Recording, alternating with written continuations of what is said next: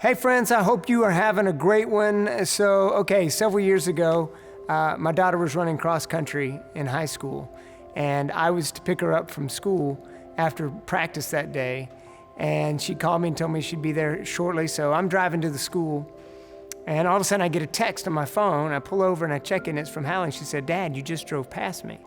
So I turn back around and I go back and say, "Oh, am I supposed to pick you up here?" She goes, "No, but you drove right past me. I'll be back at school in a while. You can pick me up there." And I go, "Okay." She goes, "Who were you on the phone with when you drove past?" And I'm like, "I wasn't on the phone." And she goes, "Well, you were talking to somebody and your head was moving and your arm was waving." And I thought about it a minute. I go, "Oh, that. I was yelling at God." And she said, "What?" "I was yelling at God. I'll tell you about it later." And when I picked her up at school later, she goes, "What did you mean you were yelling at God?" I'm like, "Well, sometimes I yell at God. I get angry and I start yelling and we work it out and he puts me in my place and we're good to go." But yeah, I was yelling at God. You ever yelled at God? You've been in that place? Maybe with everything going on right now, you've done some yelling at God? Well, you're not alone. You're in good company. There's another man who did more than just yell at God. He wrestled with God. I'm talking about Jacob. And Jacob was a bit of a swindler, okay? He was a guy that always got over on people, always pulled the fast one, right? So he's the guy who swindled his older brother out of his birthright with some soup. He tricked his dad, Isaac, into giving him the blessing that was meant for his brother Esau by dressing up like Esau and smelling like Esau. And then when he leaves the country to flee from angry Esau and meets up with Laban, he falls in love with Laban's daughter, Rachel. But then after he's tricked by Laban into marrying his daughter Leah instead of Rachel, Jacob tricks Laban by not telling him he's leaving in the middle of the night and taking off with Rachel and his other wife, Leah, as they head back to home. He's always getting over on people, always pulling a fast one. Well, then as he's heading back to Esau, he moves everybody else across the stream, and he's alone. Jacob is left all alone. He's got no one to swindle, no one to connive. It's just him and one other person. Take a look. In verse 24, Genesis 32. "And Jacob was left alone, and a man wrestled with him until the breaking of the day.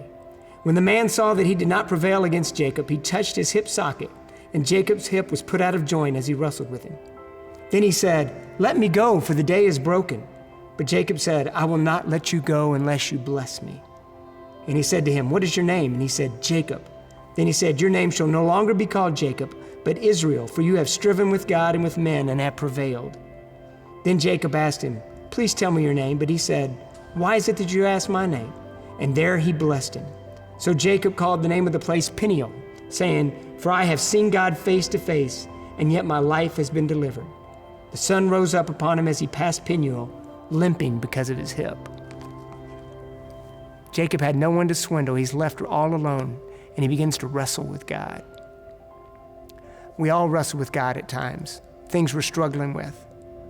Jacob is wrestling God, and it says he wrestles until the break of day. And then all of a sudden, the man he's wrestling with puts a hand on his hip, and all of a sudden it's out of joint. And that's when the story changes into what Frederick Buechner calls the magnificent defeat. All of a sudden, a switch has happened, a change has happened. Jacob is no longer holding on with the grip of trying to overcome. He's holding on with the grip of just hanging on for dear life, saying, "God bless me." See, sometimes we've got to wrestle some things out with God, and he's got to wrestle some things out of us. Jacob was used to getting over in his own strength, relying on his own cunning and his own will and his own desire. It failed against God, right? All that starch and vinegar went right out of him. And he went from trying to overcome to just holding on for dear life and saying, "God bless me." We all get to that point at times. And it's okay. If you feel guilty about getting angry with God or wrestling with God, he can handle it. He's got broad shoulders. Here's the deal. He just wants you to bring it to him. Whatever you're struggling with, he just wants you to bring it to him. And guess what he wants to do? He wants to bless you. He's telling you whatever trials, whatever tribulations, whatever struggles you're dealing with, bring it to me. Lay it at my feet. I'll take care of it.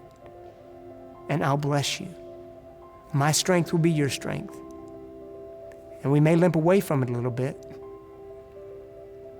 But he's got us. He's got us. He's got us. He's got you and he's got me, and he's not letting go. Just as Jacob was holding on for dear life, when we turn to him, he hangs on to us for dear life too, and he doesn't let us go under. You can trust that. These are some difficult times we're in. There's a lot of questioning going on, but God's got you. He's got me.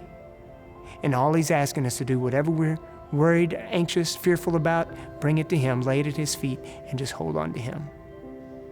Now, there's times I've tried to hold on to God with one hand and something else in the world with the other. And God's had to teach me a lesson on that too. And he said, Tim, one hand's not going to be enough. You're going to have to let go of that other thing and hold on to me. Is he telling you that too?